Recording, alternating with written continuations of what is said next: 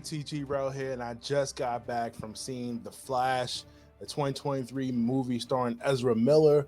And I just got back from seeing the full version that nobody else has seen yet. I know they had a couple of fan screenings prior to that, which left out a couple crucial pieces of information. Um, but I saw the whole thing, and yeah, definitely worth the 2 hours and 20 minutes, however long. Um, Man, I feel like this has been a long time coming. This is a movie that I thought would never get released. So much behind it. So much controversy. Just going through the whole Snyder cut era, and just the stuff dealing with Ezra, and just so much. The different directors and scripts just getting rewritten every 5 minutes for this movie. I thought it would never see the light of day, and just so many different theories going around about what this movie was going to be, and et cetera, right? But finally came out. We got trailers, and I'm happy to say that it job well done. Not not too many complaints from me when it comes to this, but let me get into the review a little bit. So as you know, we already know going into this is a Flashpoint story. So if those people that have read Flashpoint, you kind of have an idea of probably where this is going to go. I'm going to go ahead and just tell you you're probably wrong. Um, but the story is basically, Barry wants to go back in time and save his mom.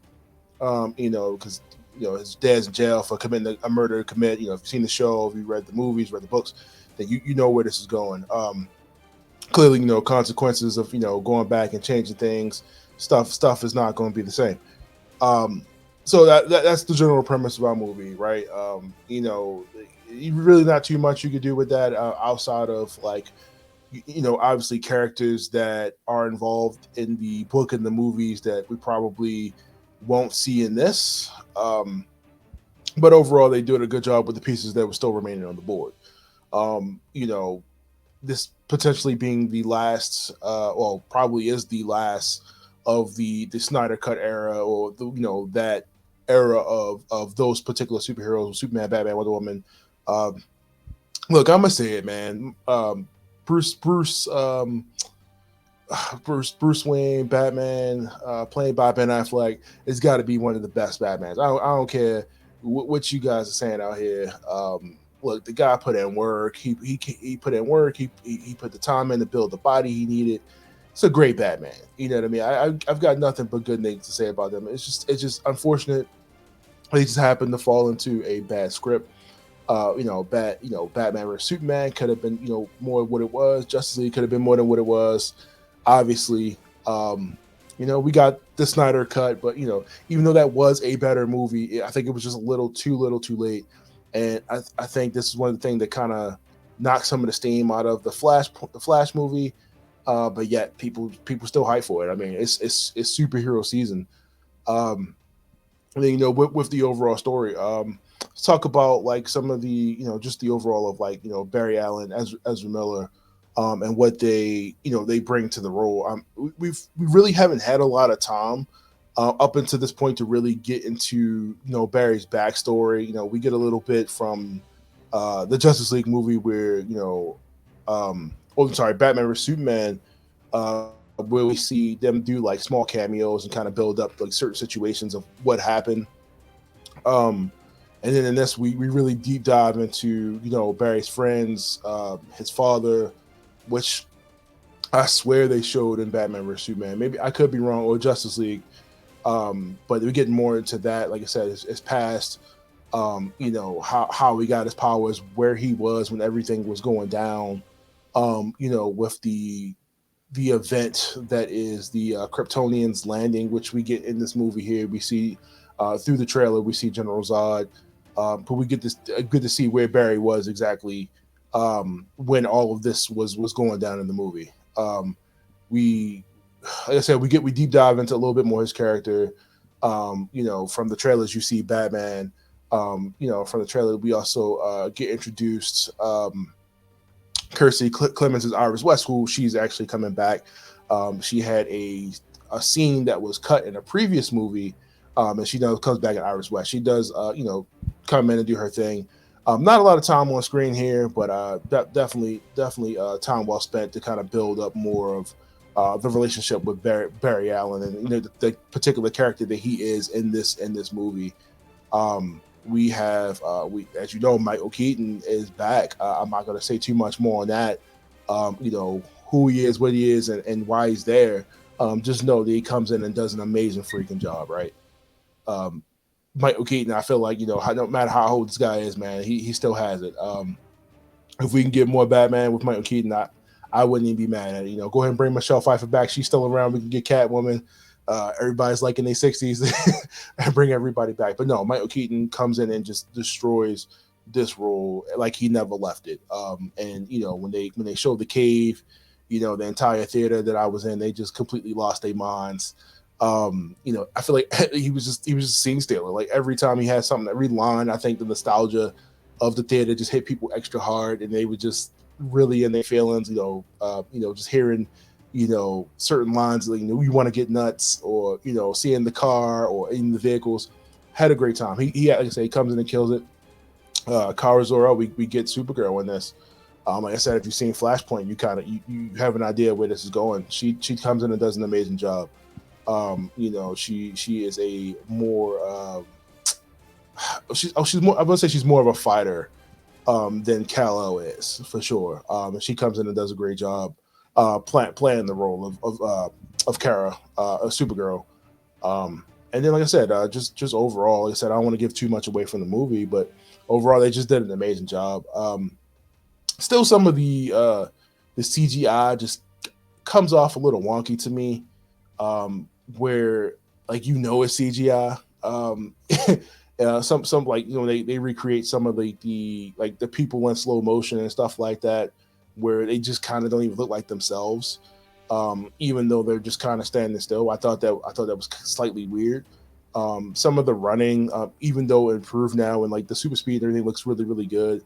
Again, the CGI it kind of just takes you out of it a little bit, because it's CGI, right? Like, I mean, I feel like we're past the point of like just bad CGI to the point where you don't notice it. I mean, I don't want to use Marvel films as an example, but when you really get a good blend of the movie and the CGI and you don't notice it, or it doesn't like catch your eye, I feel like you're doing a really good job. But I feel like there's a lot of scenes in this movie where the CGI is just like really standing out from the rest of the movie, and just like, oh, okay.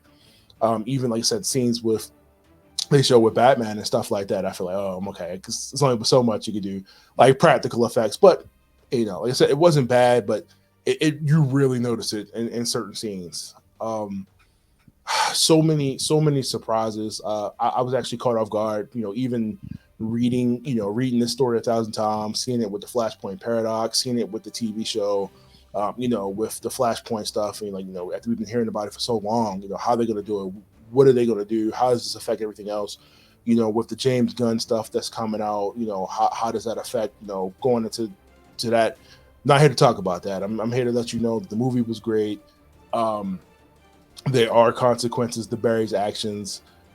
There are a lot of surprises left on the table. Like I said, even seeing the finished version of this, I was completely caught off guard by what I saw. This